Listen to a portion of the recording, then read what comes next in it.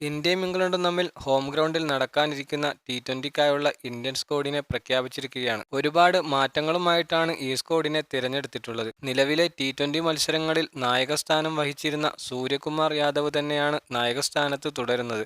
എന്നാൽ ഹാർദിക് പാണ്ഡ്യയുടെ സ്ഥാനത്ത് വൈസ് ക്യാപ്റ്റനായി തിരഞ്ഞെടുക്കപ്പെട്ടത് അക്സർ പട്ടേലിനെയാണ്. സെലക്ഷൻ കമ്മിറ്റിയുടെ ഈയൊരു തീരുമാനം ആരാധകർക്കിടയിൽ വലിയൊരു വിസ്മയമായി മാറിയിരിക്കുകയാണ്. സഞ്ജു സാംസണെ പ്രധാന വിക്കറ്റ് കീപ്പർ ബാറ്ററായിട്ട് ടീമിൽ ഉൾപ്പെടുത്തുകയും ചെയ്തിട്ടുണ്ട്. സെക്കൻഡ് വിക്കറ്റ് കീപ്പറായി ധ്രുവ് ജുറലിനെയും തെരഞ്ഞെടുത്തിട്ടുണ്ട്. എന്നാൽ ഋഷഭ് പന്തിന് ടി20 ടീമിൽ അവസരം ലഭിച്ചിട്ടില്ല. ടെസ്റ്റ് ടീമിൽ ടോപ്പ് ഓർഡറിൽ പ്രധാന റോൾ വഹിച്ചിരുന്ന ശുഭ്മാൻ ഗിൽ, യശസ്വി ജയ്സ്വാൾ, അതുപോലെ പേസ് ബൗളറായ മുഹമ്മദ് സിറാജ്, ജസ്പ്രീത് ബുംറ എന്നിവർക്കും വിശ്രമം നൽകിയിരിക്കുന്നു. പകരം ഹർഷിത് റാണ, നിതീഷ് കുമാർ റെഡ്ഡി, അതുപോലെ വരുൺ ചക്രവർത്തി എന്നിവർ ഒരിക്കൽ കൂടി ടി20 ടീമിൽ ഇടം നേടിയിരിക്കുകയാണ്. ആരാധകരെല്ലാം ആകാംക്ഷയോടെ കാത്തിരുന്ന മുഹമ്മദ് ഷമിയുടെ തിരിച്ചുവരവാണ് എല്ലാവരും ഇപ്പോൾ ഉറ്റുനോക്കുന്നത്.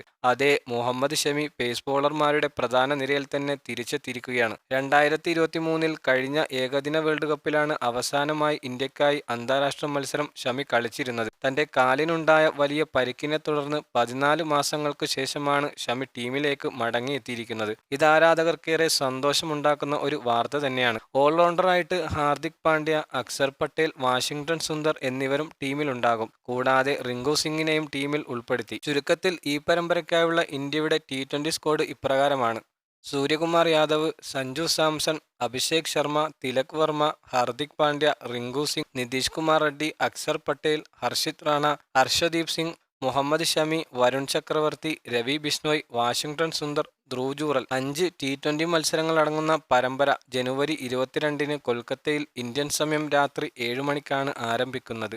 ഇംഗ്ലണ്ടുമായിട്ടുള്ള ഏകദിന മത്സരങ്ങൾക്കും ICC ചാമ്പ്യൻസ് ട്രോഫിക്ക് വേണ്ടിയുള്ള 15 അംഗ സ്ക്വാഡിനെയും ഇതുവരെ പ്രഖ്യാപിച്ചിട്ടില്ല. ജനുവരി 13 വരെയാണ് ICC സമയം നൽകിയത്.